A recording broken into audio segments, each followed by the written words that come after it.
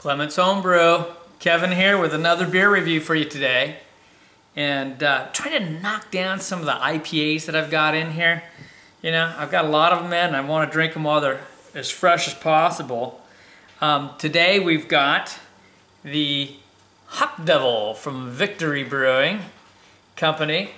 And, you know, I've heard mixed things on this, although it seems to get pretty high reviews out there on some of the rating services. But, you know, I've heard mixed things from people that I know on it. But, you know, I got to just try this one myself. A lot of people just call this a pale ale, but if you look closely at the sides, it does say India Pale Ale. So on the sides, India Pale and then Ale. It's just very light, so it gets mislabeled often. And it pours really nice. This is a 6.7 ABV beer. You know, I couldn't find what the IBUs are. If you happen to know, let me know. The head, and I poured fairly aggressively. You know, it's pretty thin head, not a lot of head on this. I would kind of expect a little more of a head on just a standard IPA. You know, maybe not as much possibly, you know, on a double, but certainly on an IPA. But that having been said, it's a nice classic color. It kind of goes to that amber honey, that amber orange in color, you know, almost to, you know, the deep colors that you might actually get more off of a double IPA. But it's a nice looking beer. I can already tell it's going to leave some lacing on there. So we'll get a nose on this one. Wow, you know, the nose on it's not as strong as some double IPAs, but boy, it has more of the sense of double IPAs than just a standard IPA. There's a lot of fruit actually coming off of this. You know, I get a little bit of citrus on there, but I also get right up front, I get this sweetness from the malts on it. You know, I get a little bit of toasted malts, you know, a light bit of caramel on there. Really nice aromas. Definitely get some good hop character coming off of it. I get a little bit of an orange tangerine-ish type aroma off of it. Yeah, for sure. Get some orange, like a juicy orange off that. Very impressive aroma for just an IPA, standard IPA.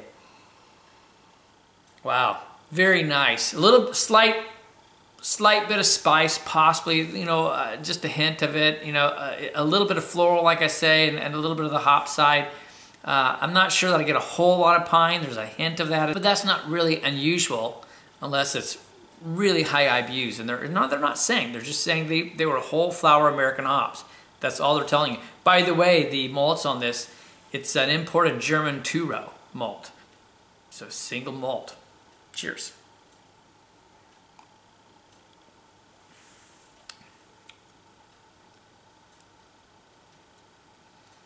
Wow. So for the people that are naysayers that go, it's nothing special, I disagree. This is a really nice for an IPA. I mean, this could almost compete with some doubles. Now, granted, it's 6.7, so it's not a high end of a standard, but there's a lot of character coming off of this. Okay, I took a little more time drinking on this to get a little more of the flavor. Granted, I am serving this fairly cold, but that would be normal for an IPA. The first thing I want to say is there is a lot of hop character. It's a little bit of dankness. There's some bitterness there. I'm not going to say it's a highly bitter beer, but I would still tend to say you've got to be an individual that really likes hop character to enjoy this beer.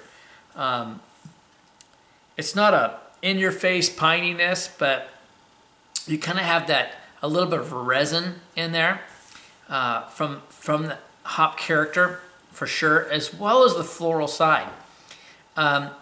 In the taste, you're getting much less of the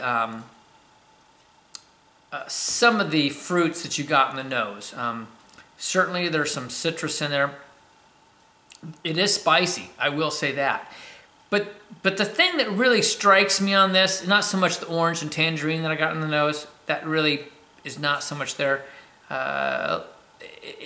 lightly, but again, those take a backstage. The malt character is wonderful.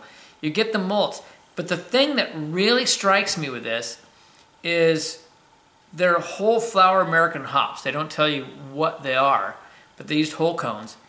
And my guess is they were probably pretty fresh.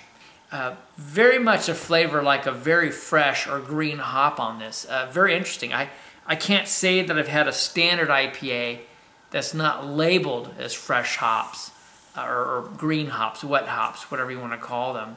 That's quite had that taste. It very much has that taste. And that would make it very unique. If they're brewing it this way, I can't see how they could do that year round. And so it might just be seasonally how this comes out. But it's a very tasty beer. Again, I don't think this beer would be for everyone. I think there are going to be certain individuals that are going to be attracted to this. Having said that, I am appreciating it. As it's warming up, I'm getting much more of the malt character, which is really nice, actually. I would say one would benefit from this beer actually warming up, because I like that more rounded flavor, you know, the more balanced flavor to it. This has some wonderful flavors that geared almost towards a double IPA. It doesn't quite have the intensity that I'd like to see in a double IPA, but we're not rating it as a double IPA. We're rating it as an IPA, and as an IPA, I'm looking for something that's more sessionable, something that's light, and something that I can have multiple beers of. This doesn't strike me as something that I'm going to have multiple beers. I'm going to have one, maybe two. I'm going to enjoy it, and I'm done. I'm going to give it an 88 as an IPA. It's like they couldn't decide which side of the fence they're on, and for some people that just might really hit it. Overall, now you could go up or down because of the character in it, but honestly, again, I'm going to go down.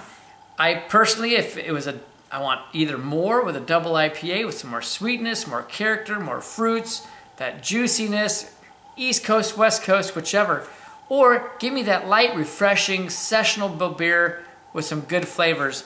This falls someplace in between. It's appreciable. I know what they were doing. They were hitting that middle market. But, you know, I kind of like to go one direction or the other for various reasons. And so I'm going to give it an 85.